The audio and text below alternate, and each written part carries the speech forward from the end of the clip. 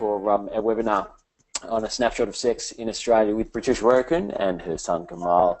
Now on your panel, you will see for your webinar today, on the right-hand side is both a video feed where you'll see Craig and Kamal and Patricia. You also have a section where you can ask questions and throw them to me, and I'll pass them on to Craig, our Director of Coaching, who is going to be interviewing and talking to Kamal and Patricia today, and he will pass it on. So make sure as you go through, you put your questions through, and I'll put them to Craig. And at the end of our webinar, we'll have a good 20 minutes or so where we can field questions as well.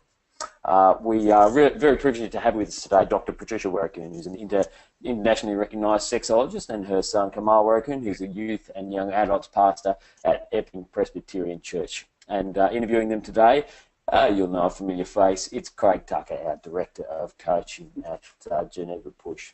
I'm going to hand over to Craig now, and he's going to take it from here. Thanks, Craig. Right. Thanks, Derek. Yeah, Kamal, Patricia, thanks for being here with us today. Talk about a really important topic that's important for, I think, the Christian church, especially for our church planners in the Geneva network.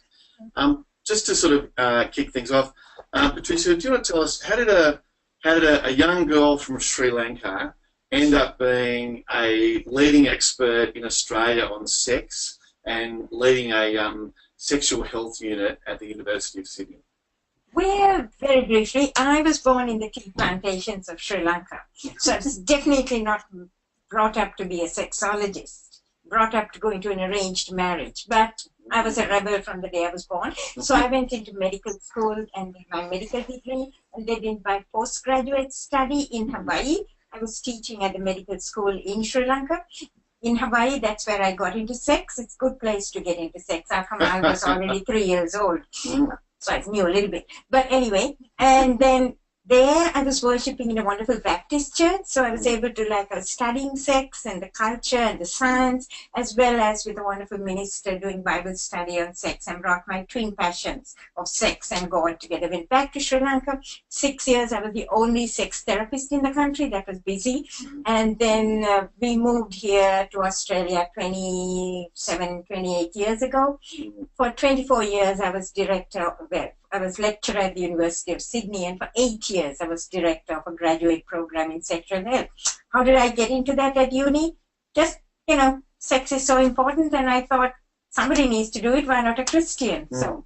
Okay, and clarify for us, in a sense you work in the sex industry. What exactly is a sexologist, though? Oh, it's very simple. Sexologists are people who talk about sex, read about sex, research about sex, write about sex, do sex therapy, and still find a little time to have sex. Okay. I'm an only child. What does that tell you about her work ethic? Yeah. Well, Kamal, you're a Presbyterian minister. You're a single man. Tell us, what are you doing here? You're on the lounge with your mother, talking to the World Wide Web about sex. Yeah, but when you grow up with a sexologist for a mom, it's kind of just normal, Doesn't everybody live like this? Well, in all seriousness, we did talk about other things at home when I was growing up. I mean, we were just a normal Sri Lankan family. But because mom was in the area that she was at, I grew up with just a balanced and healthy view of sexuality that I'm sure, now looking back, is just more open, honest, able to ask questions and discuss than your average person. I kind of know that now as an adult looking back. I'm single partly by choice, partly by circumstances. I did go through a time when I wanted to get married, but basically none of the girls I asked out, nothing particularly worked. Now, because I'm confident in my Christian identity, and because, again, in retrospect, looking back, I had a healthy view of sex where I wasn't ashamed of my passions, but I knew I should manage it in a way. I sort of never self-destructed. I never felt like my life has no meaning or anything. And so I'm just, I like to call myself a sexually fulfilled single. Okay. So we don't need to put Kamal's mobile number across the bottom now and say, call me now, anything like that? No? Okay, good. No, because that I could have done any time in an arranged marriage. Yeah. Okay, that's fine. Okay. Patricia, you're a great, you've been a great help to many churches. The church I've been at, you came and spoke to us about issues about same-sex attraction and about gender fluidity, and there's just so many things for us as Christians to be thinking carefully and well about at the moment in our culture. But we want to, I guess, particularly focus today on the issue of how pastors can help their people think about sexuality, about the issues of singleness and sex drive.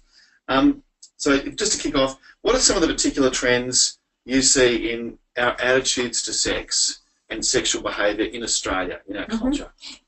I mean, I really don't think our culture is very different from Western cultural mores, as we see.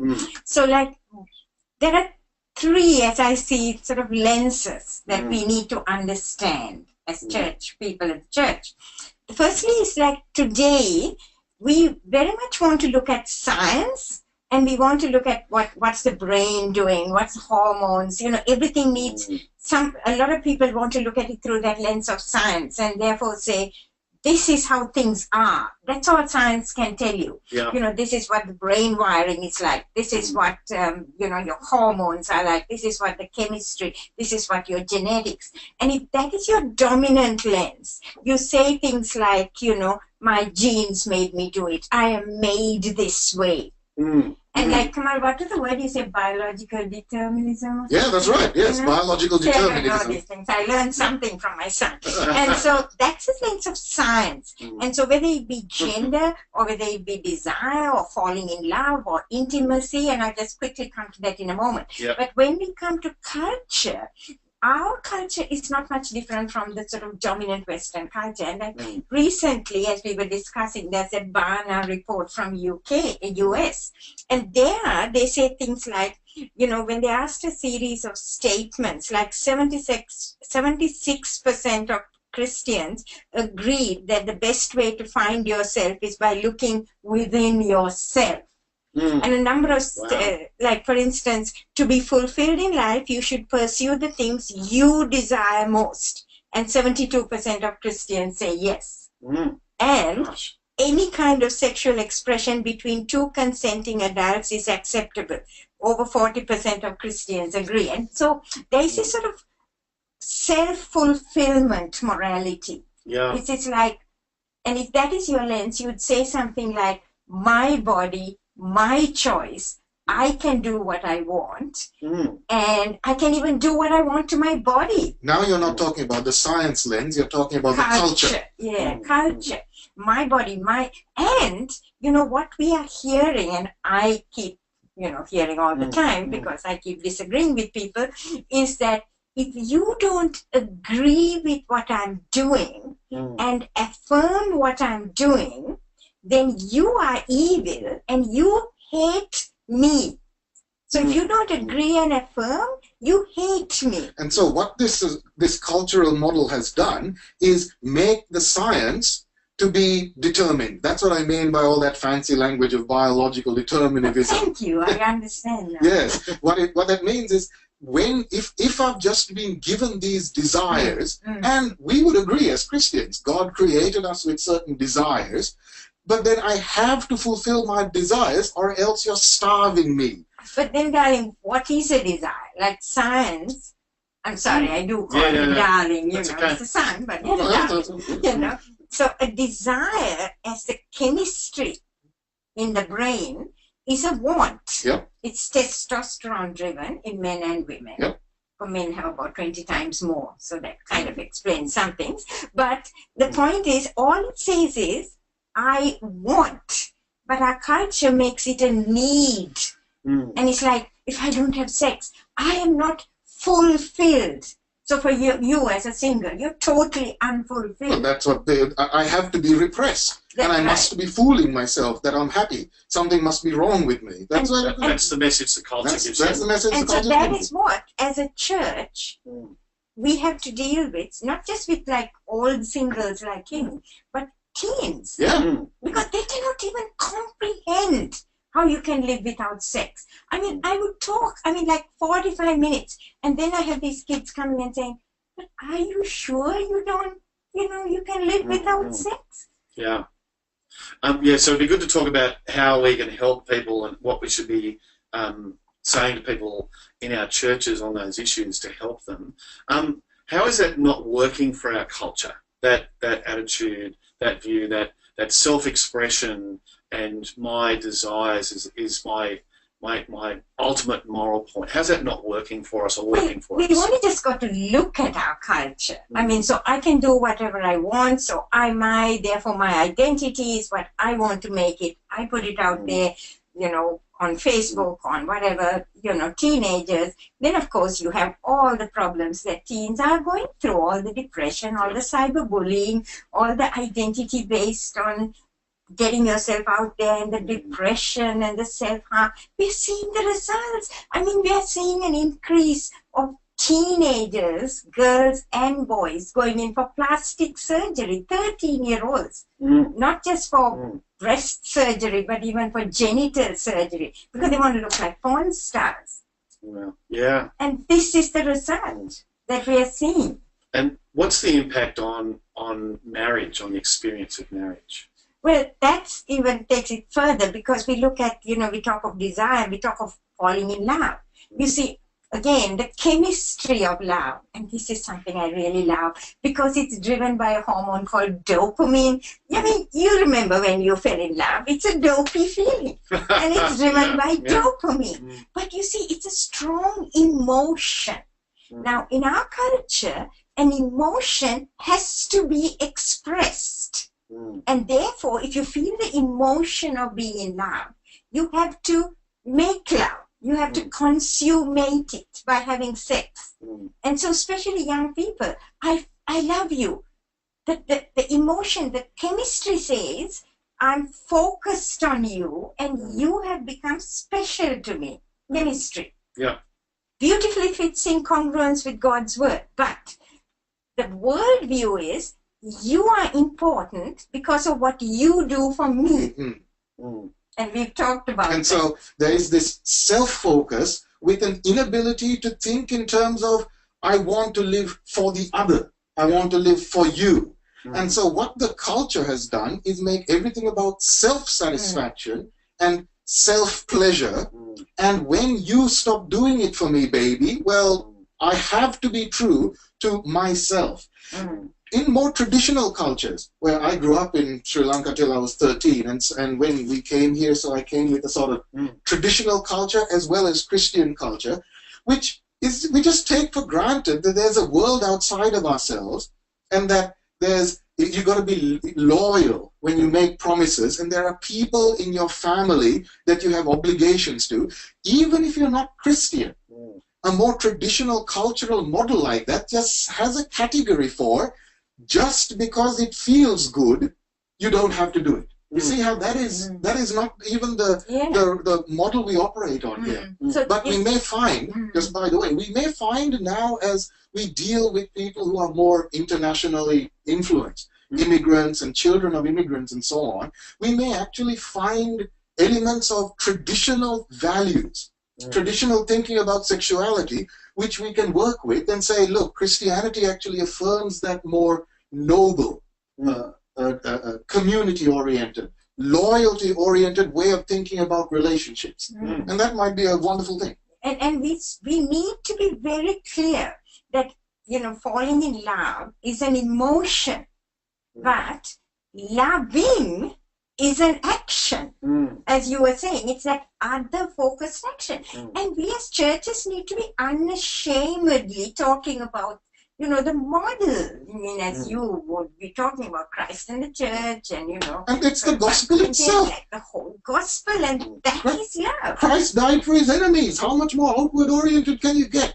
We have the ultimate reason to love someone else, to be committed to someone else, and to follow through with our promises of loyalty to them, especially when it's inconvenient. I mean, good grief. You see, because otherwise, when the emotion fades, you know, your dopamine, you can't be palpitating every time your spouse passes.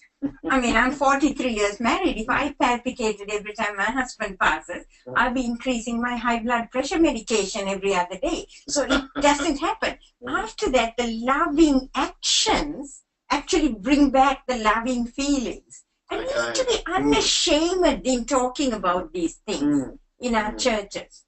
Does anyone else have the song in their head now? Bring back the love. Sorry. Yeah, no, that wasn't in my head, Kamal, I have to say. But so Patricia and Kamal, I want to ask both of you. This has been really helpful. So our culture is really sending us very different messages about our identity, our sexuality, and how we should think about sex and relationships. What for our pastors? How do our pastors need to be helping their people to think about sex, to think about sexual relationships, to think about themselves as sexual beings? Well, as ministers, I've already mentioned how the gospel itself and the nature of Jesus' death for the church gives us a basis to say to people, we are being outward oriented and caring for others at our own expense is a good thing. So there's a Christian perspective. In a sort of secular analogy that I try to use is just the idea of health and a good structure to our bodies, where just because we feel something doesn't mean we have to go with it because it's unhealthy, not necessarily wrong. So look, I'll tell you that if it was just left up to my appetites, I would have ice cream and chocolate for breakfast, lunch, and dinner. Yeah, okay, I would, wouldn't I? Yeah, see? Chocolate. Chocolate and the ice cream. Chocolate ice cream. Mama Grace. Yeah. Yeah. But I just know that that's not healthy for me in the long run. And so I discipline my appetites. Now, I use that kind of analogy with sexuality. Having feelings is not bad. But there is a pattern to sexuality where God has made it this way, and also we have discovered through trial and error. And by the way, for you ministers, you know what I'm talking about here, general revelation. Okay?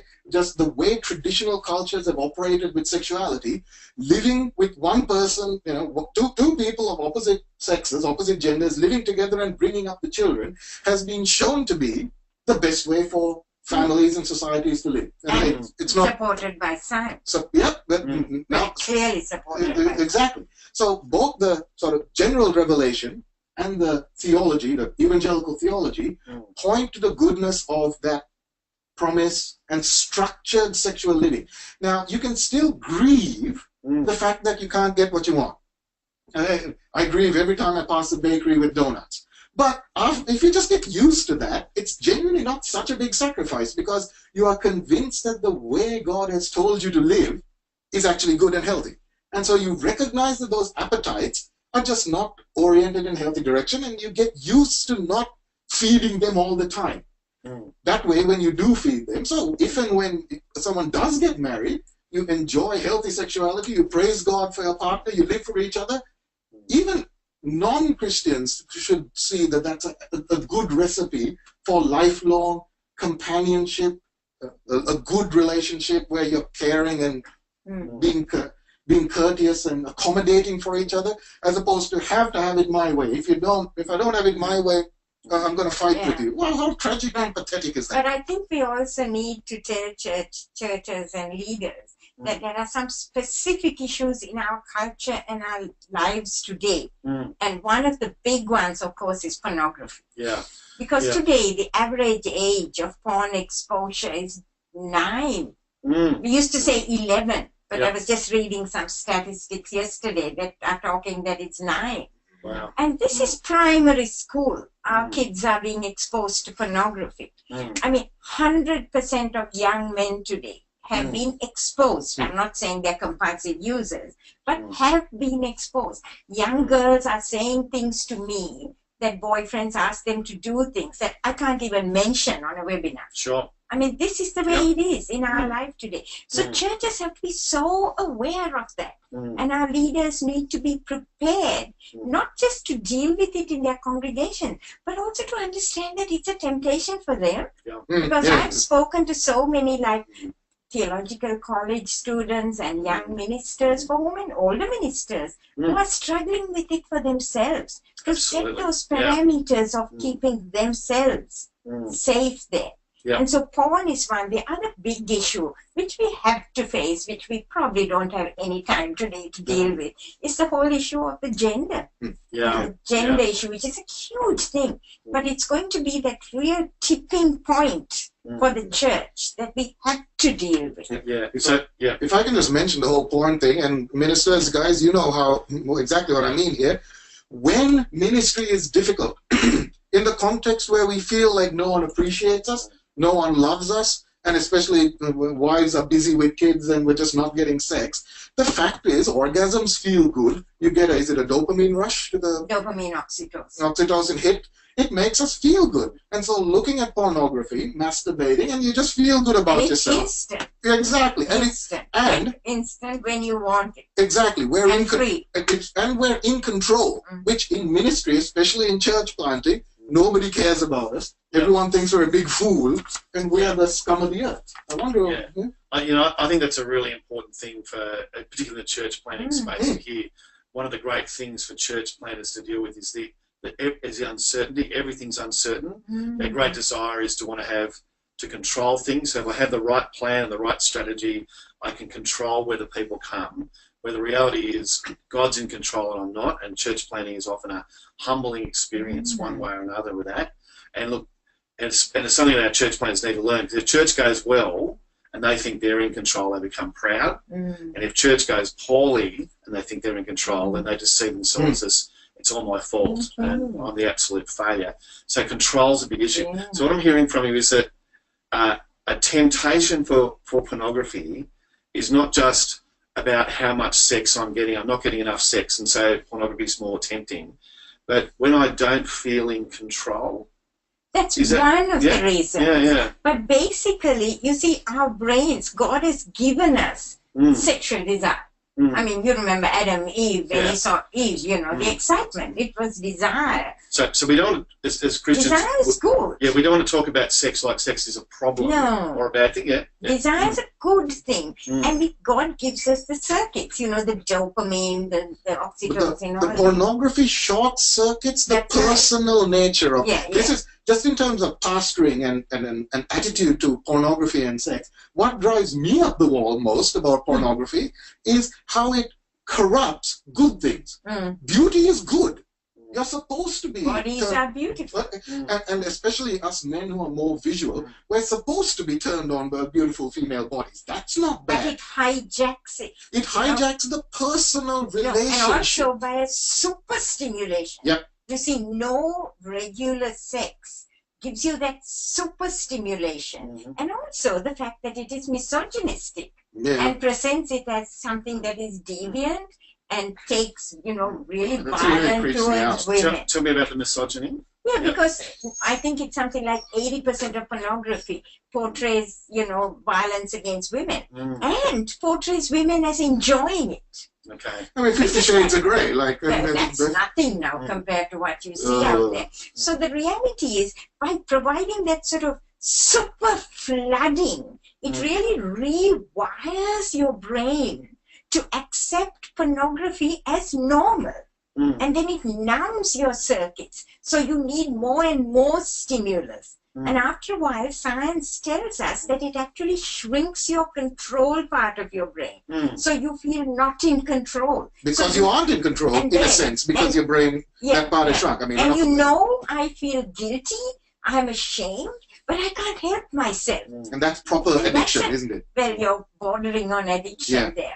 So just to think, I just want to remind everyone who's on the webinar, we, as Derek said earlier, we'd love to get your questions, and we'll get to your questions in a little while. So please use the Q&A panel to bring questions in. But just, I guess, if you think pastorally about our church planters, the church planter who's feeling temptations with pornography, what should they be aware of? What should they be doing? How can they guard against that and flee from that temptation? Is this a quickie? Well, can I say just what I do? Because look, I'm not a church planter, I'm a minister. I know where the danger zones. I know when I am tired, when I feel like, So after a weekend away, tell us what they are. After a weekend away, when I've come off the mountaintop and I'm heading, I just know that that's a danger time to me. So I go someplace. Triggers or cues. Exactly, because it's going back into the ordinary mundanity of life. I just know that evening I need to go to a cafe, read a book, and chillax in a way when I'm in public, and I'm just not tempted. So if you're stressed, any form of stress, you know, loneliness, pressure. It's different cues for different people. And you need to know those You things. need to recognize. For some people, it's just walking past a lingerie shop or something. Yeah. And so they like reroute where they're going. Yeah. Recognizing the triggers. And then there's both what we call external and internal filters. The external filters are, you know, we should have something like Covenant Eyes or Triple X Church, you know that. Yeah. And then your internal filter is knowing your triggers, knowing, and then of course, you know, if you are tempted to have accountability partners, somebody you can talk to and repent and ask God for a changing of your mind. With all of this, there's one thing that because we live in a hypersexualized environment, I'll just be a little bit patient with myself and everybody else, that we get stimulated a lot. If we try to not walk past everything that turns us on, I'll have to, you know, fly or go underground. Oh, yeah, stay at home with the blinds. Yeah, exactly. Yeah. And so I just say that to, especially those of us who are listening, don't be too hard on yourselves, guys. We live in just a sex I guess where culture. I'm concerned, I see the fallout in Yeah, the well, therapy clinic. yeah, so I'm yeah. like, keep away from the cues, guys. We can do everything we can to keep away. I just don't want people to feel guilty. Yeah, it's interesting to hear you talk about the triggers, Kamal, as well, and to understand ourselves in that way, understand our hearts, and even the idea of coming down off the high. That maybe the Sunday where finally in my church plant everything goes well and all those people actually turn up, it might actually be that Sunday night when I'm actually the most vulnerable because I come down emotionally. Good. And why we often see men who've been successful in ministry, if I can use that term, often being men who are very vulnerable to these kind of temptations. I'd like to talk about the issue. You touched on the issue of self-control. Can you tell us what is self-control, and again, how should we be thinking about self-control? Is that So the way, again, coming back to that model of a healthy structure to life, that's what I use as the analogy. Decades ago, people thought that smoking was beneficial for health. Now we just know it's not, and so we exercise self-control in terms of just because it's not an easy way to feel good about ourselves. And again, with the food, so self-control in that sense is being convinced of a structure, an order to our sexual lives, and basically deciding. I don't see, humanly speaking, any shortcut to making up our minds that I'm going to live in accordance with God's good pattern for sexual life, not just do what feels like. Really. Yeah, exactly. But now, again, I have the benefit of coming from a culture, both a secular culture, Sri Lanka, where that kind of just because you feel good doesn't mean you do it. And plus, I grew up Christian, and I was taught well, and I had a very good model of living well just generally from parents and from my other Christian family and friends and so on. And so ministers, go for it with the modeling, like just show the way that you care for people and don't always feed your needs generally, not just sex. Yeah, but also, darling, especially for younger people, self-control is something that needs to be practiced, right? There are young people. Get into a habit of. Like your emotion will be like a volcano. Whereas your self-control is like a wet rag. You need to keep wetting it. You know, you need to keep developing it, like going to the gym. You know, consciously practicing so I'm it. putting out a volcano with a wet rag. That's right. Keep sort of, you know, practicing it. Yeah. Because it's not easy. The volcano is natural. The wet rag, you know, is... Train yourself to be godly. Okay. And so, so what would you say to the person in my church who said, look, I just don't think self-control is possible? What would you say, Richard? I mean, it's like, I'm like, what are you talking about? Well, why would you say, what are you talking about? What? Because it is something that you practice every day. I mean, we're talking about sexual self-control. And it's like, every day you practice self-control. Okay, like what? When you decide to wait for the green light to cross the road. Yep. I mean, rather than run across the road madly, which as you would do in Sri Lanka. Yeah. But, you wait and you cross. That is a form of self-control. How come only when it comes to sex, I can't control myself? My hormones made me do it. Now, what do we think So I of slow down for the speed camera. Yeah, well, Yeah. but then even then, it's only for the speed camera. Yeah. And what do we think of people who have a temper problem? I mean, we avoid them, or we say to them, look, you can't control your temper. Go and get help. Oh, I can't control my sex. Well, you must indulge it. Why? It's a cultural assumption. And here's the thing. Again, okay, ministers, I'm going to get theological.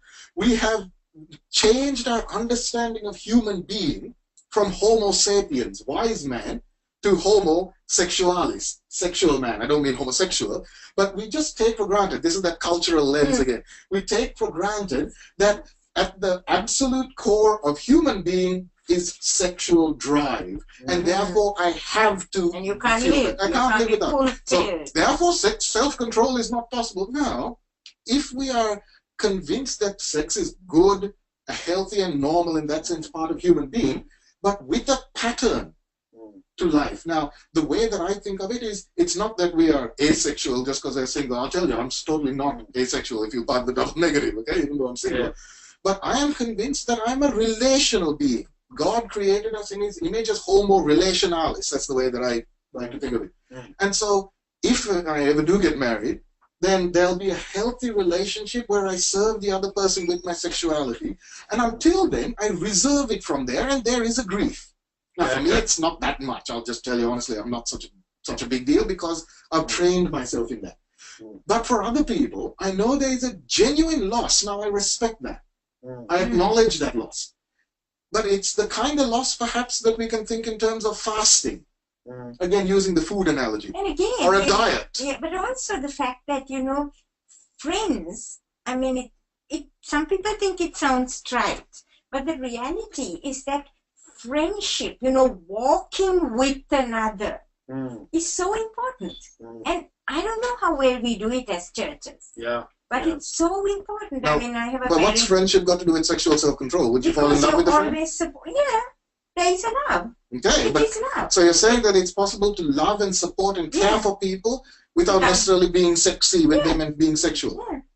Because we as a culture, we think you can't be intimate without being sexual. And so sex...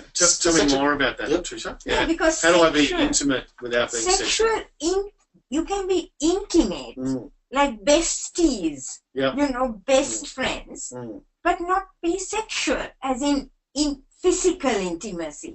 And we've lost that. Because you hear young people, I mean, a 13-year-old who tells me, I like boys and I like girls. I guess I'm bisexual. You are a 13-year-old who has girlfriends and boyfriends. Go enjoy it. Yes. You like people. You're a friendly person. That's beautiful. That's wonderful. Why are we wrecking it with hypersexualizing? Two girls are best friends. You must be lesbians. Two boys are good friends and you touch each other. You must be gay. What's the big deal here? We have to break out of it as a church. Yeah. And be able to tell people, so what if you're hugging each other? That's a good thing. Good for you. Because we all have that skin hunger. We want to be touched. We want to be held. Yeah. It's okay. And genuinely, that good, healthy intimacy in terms of like feeling comfortable with someone, and also the touch and that level of intimacy, especially when it's not sexual, it's not the same thing. So there's still that grief, but it makes you feel whole. It makes you feel happy. I have people in my life whom I'm very comfortable with, men, women, single, okay, married, and that genuinely makes me happy. The churches that I've been privileged to be a minister of, both when I was senior minister in the western suburbs and now as youth and young adults minister, there's people whom I'm just comfortable with, and that genuinely makes me happy and makes me able to deal with singleness in a way that it's kind of no big deal, really. Now, I do want to talk about singleness and how we talk about singleness as churches. But before that, Patricia, earlier on you were saying that self-control still matters even when you get married. Yeah. Can you talk to us about that? Yeah, because, this is something that engaged couples ask me. I love it. Oh, we are engaged. Can we have sex now? We can't wait. And I'm like, guess what, guys? If you can't wait now, you're going to learn self-control really quickly when you get married. No, they're not. They're just going to have a fight. Because you're not going to get sex every time you want it.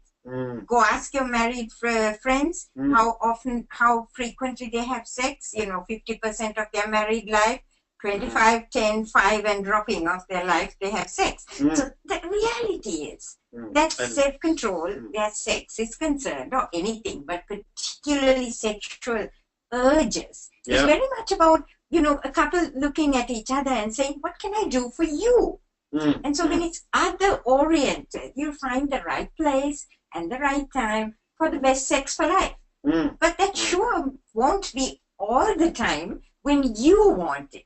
Okay, so self-control might be not pushing for sex when I want it, but it also might be willing to be intimate when when I don't feel in the mood. And so both those things, in a sense, are kind of self-control. Yeah, so you need to teach couples that, that there are times when you have a quickie even if you're not in the mood, like driving McDonald's style. And still feeling comfortable. I'm totally fine. Okay, good.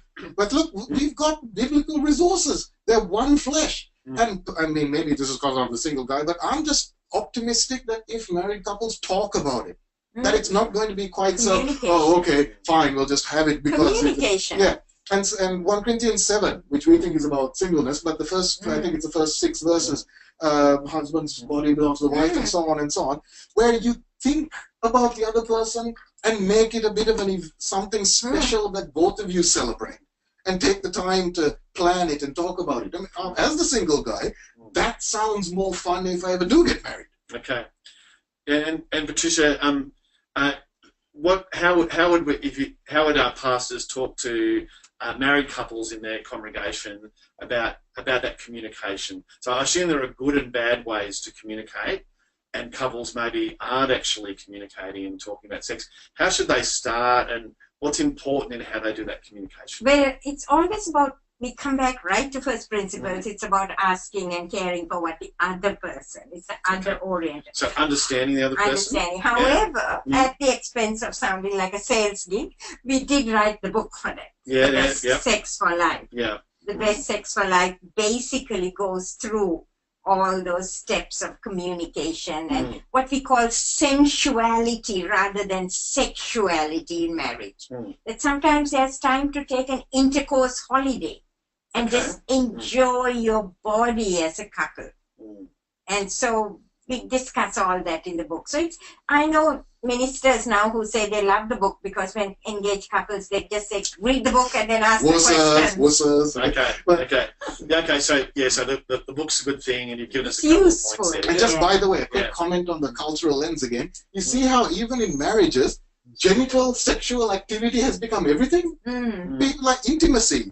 When we ask the question, how much of your life is sex? Well, the numbers declining. Okay. But I'm sure you can have long times of good conversation and even physical intimacy, which is warm but not sexually active. Okay, that's helpful, and it's great. The book's a great resource, and I don't think I do it in a cowardly way of saying I don't want to talk to you, but I found it very helpful to give to couples, and it's a great resource. Just thinking about that, we've actually had a question come in from Mike. Good to see you, Mike. About that issue of apart from preaching from the pulpit about sexuality, how can pastors equip Christian parents, say Christian parents with teenagers, with issues like pornography, with sexting, addressing same-sex attraction, those kind of things? How can pastors equip their parents in the congregation with that? You have really no choice other than talking to parents. They've got to be equipped. Which is why, again, I'm sorry, this sounds so like a sales pitch, but this is why we wrote the Teen Sex by the book. That's for 15 plus.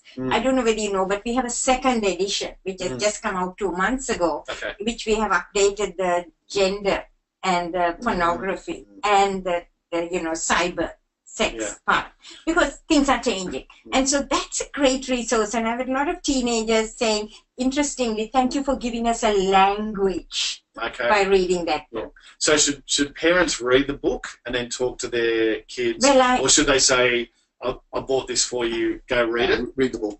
The parents need to read, but also I think pastors need to read it. Okay. And especially if you're working with youth, you need to understand it. I strongly recommend that, and there's another one we wrote called Growing Up by the Book, which is for 9 to 14-year-olds. Currently, we are writing one for primary school. Wow. Sad, isn't it, that we even need one, but we are. So, but the point is, I always say parents read it and pastors read it, but also it's important to get the parents together and have them talk about it. And if you can get someone to lead the discussion, please, not always me, but get somebody to sort of lead it, who can bring that interaction.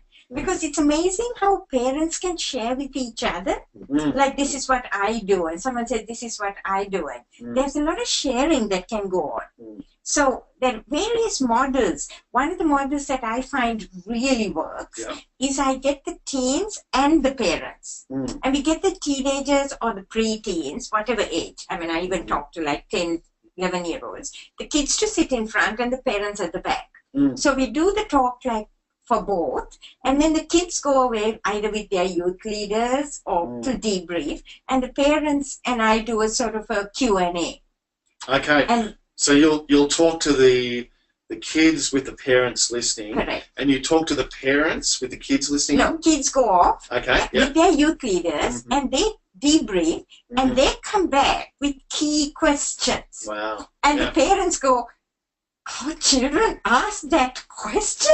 Wow, where did they even know that?" Yeah. So that's a real eye-opener. That really works, that model. At any age, so that's that model works.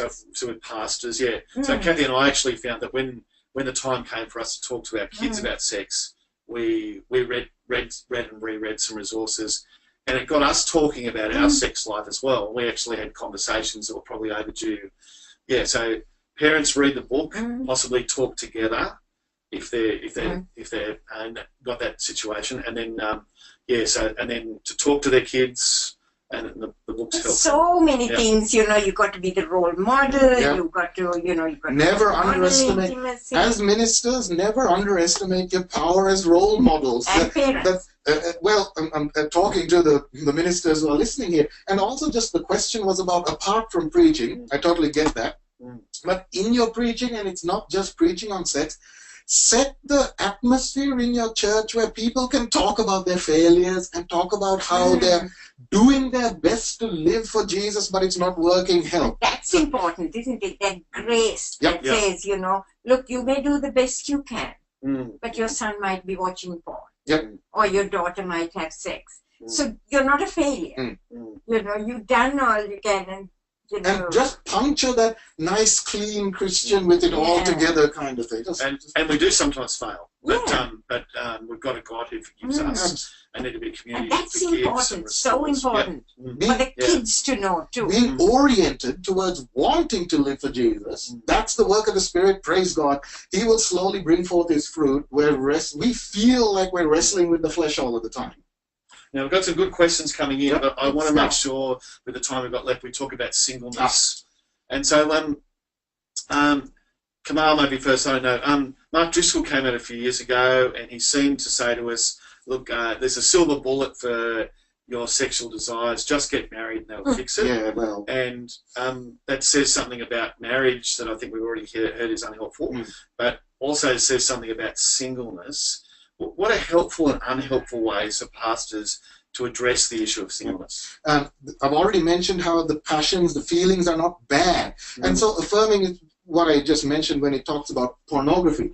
Being attracted and feeling the feelings, that's not a bad thing. Then the pattern of healthy living where you live God's way. Now, and then acknowledging the grief when you do miss out. That's important. Now, I've decided I'd like to stay single for the rest of my life and use my singleness for ministry, talking up the advantages of being someone who is not bound to a wife and therefore has flexibility in time and deployment of time and resources. And plus, I'm cheap. I don't need much money to live. I can just live. I've got a little place in a residential college.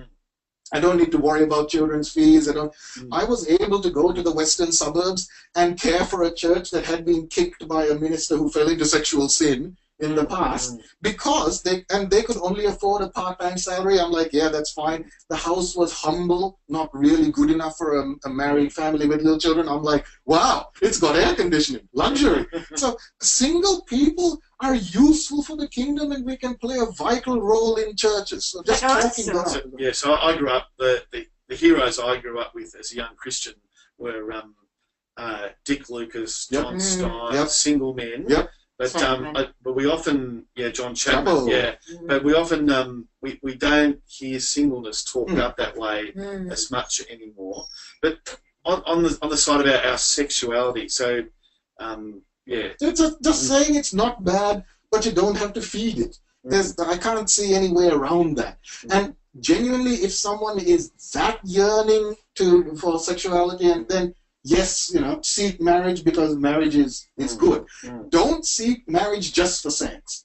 But I wouldn't say don't not seek marriage because of. But you need to be so careful about this, because the very fact that we are even asking that question is that we are buying the world view that sex is needed for fulfillment. Yeah, absolutely. Yeah, I mean, look, I dispute that. Look, I mean, when you get older, sometimes you can't have sex. What if we're married and the person gets ill? Yeah, then what? You can't, and still that intimacy of friendships, as I keep going back to the Wesley Hill called spiritual friendships. And and sometimes it's an effort. Now there's one particular person I have very close, and if I don't call her once a week, I know she's upset. A sadness upset that I haven't thought of her. I haven't loved her for the week, and she's in the country. So I mean, we call her, and I text her.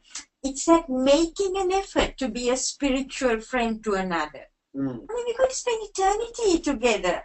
I mean, we work on it now. Yeah. And we need to do that. Sometimes it's an effort. Okay. Yeah. But that's what Christian living is about. Good. I've got a couple of questions come in. The question is, how do you encourage the wife who doesn't feel attracted to her husband? And there's another question like it. If there's no sexual attraction before marriage, should people get married? Now, I guess again, there's a tradition that says, look for the wise person, wise Christian in marriage will look for the person who's godly and committed to ministry like them, and there's a series of characteristics, and then just lock in on them. And we've tended not to talk sometimes about in who to get married to about the place of sexual attraction. Well, my advice would be that you need counseling before marriage. In terms of that, where does each person rate in terms of their expectations? Because the commonest concern we see as therapists is people who have what we call discrepant desires, where one person would say, sex is really important to me, and the other one would go, not interested. And sometimes even asexual. And asexual is somebody who's just not interested in sex. And 1 in 100 people are asexual. And is that just a chemical thing? No, it just seems to be, they're actually talking of it as a sexual orientation. Okay. Now, that's the latest. It's asexuality, like homosexuality, fluidity, asexuality as an orientation. And 1 in 100 people. That's a reasonable 1% of our population. So we need to counsel people in terms of where they are. So if both as a couple are happy with whatever the level of intimacy they have, that's fine. You don't necessarily have to be totally turned on. What is an arranged marriage? We come from a country of arranged marriages. You hardly know the person. You get married because your parents and people have agreed that you two have the same likes and dislikes and the family support. And then love happens and sex happens.